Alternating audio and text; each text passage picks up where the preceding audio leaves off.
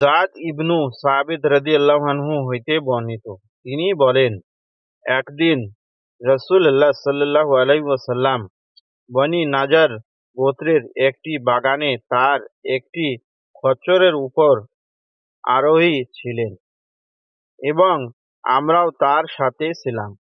হঠাৎ খচ্চরটি লাফিয়ে উঠল এবং রাসূলুল্লাহ সাল্লাল্লাহু আলাইহি ওয়াসাল্লামকে প্রায় মাটিতে ফেলে দেবার উপক্রম করল।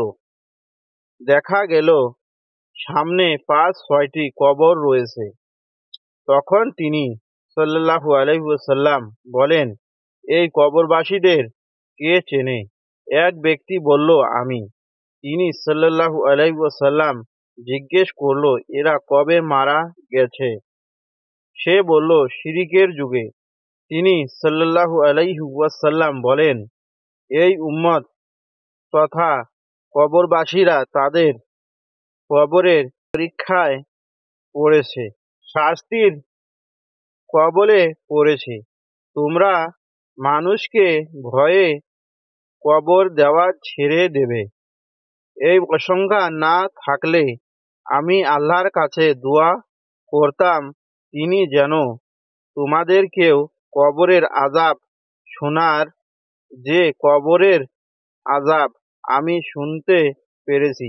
এরপর তিনি সাল্লাল্লাহু আলাইহি ওয়াসাল্লাম আমাদের দিকে মুখ করে দাঁড়িয়ে বলেন, তোমরা সকলেই জাহান্নামের আযাব হইতে আল্লাহর নিকট আশ্রয় চাও। সকলে একত্রে বলেন, আমরা জাহান্নামের আযাব হইতে আল্লাহর নিকট আশ্রয় চাইছি। তিনি সাল্লাল্লাহু আলাইহি ওয়াসাল্লাম বলেন, তোমরা কবরের আযাব হইতে আল্লাহর নিকট আশ্রয় চাও।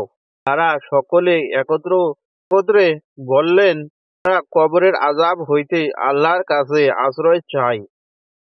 তিনি সাল্লাল্লাহু আলাইহি ওয়াসাল্লাম বলেন, তোমরা সকলে প্রকাশ ও অপ্রকাশ ফিতনা হইতে আল্লাহর নিকট আশ্রয় চাও। তখন সকলে একত্রে বলেন, আমরা সকল প্রকাশ ও অপ্রকাশ ফিতনা হইতে আল্লাহর কাছে আশ্রয় চাই। তিনি সাল্লাল্লাহু আলাইহি ওয়াসাল্লাম বলেন, তোমরা দাজ্জালের সকল ফিতনা হইতে আশ্রয় চাও। সকলে বলেন, আমরা দাজ্জালের ফিতনা হইতে আল্লাহর নিকট আশ্রয় চাই। সহিহ মুসলিম 2867, মিসকাত 129।